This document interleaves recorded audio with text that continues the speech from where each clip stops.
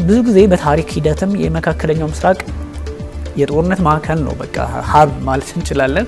እነሱ እንግዲህ ከምንድነው የመጣው እንደው ከታሪክ አንፃርም ሐሳብ ማንሳት እንደው ከቻለን የዩናይትድ ስቴትስ ነገር ይሄ የኮሌክቲቭ ዌስቱ የነበራቸው ሪሌሽንሺፕ እንደ በፊቱ አልመስል እያለ ይመስላል። ገልፎቹም እንደምታውቀው ነምበር 1 ተጎጂዎች የሆኑ ነውና ኢራን በዚህ ልክ እየጠነከረች ወይም ደግሞ እነሱ ላይ ጥቃት እያደረሰች የምትቀጥል ከሆነ ሞር ኢራን ላይ አይነሱም ወይ? ኢራን ብቻዋን አትመስለኝም።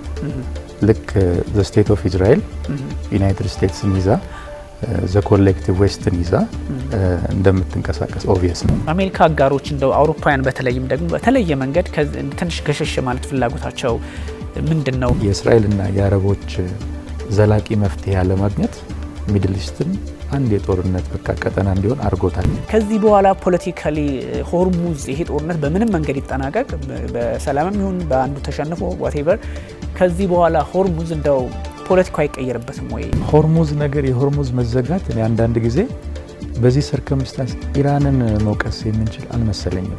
አፍሪካ ቀንም ጫና ውስጥ እየገባ ነውና እንዴት ልናየው እንችላለን የሚለውን ብናነሳው ዘ ቤስት ሶሉሽን ጦርነት የሚያመጣብህን መከራ አቮይድ ለማድረግ ከፈለክ ይላሉ ባለሙያዎች አትጀምረው።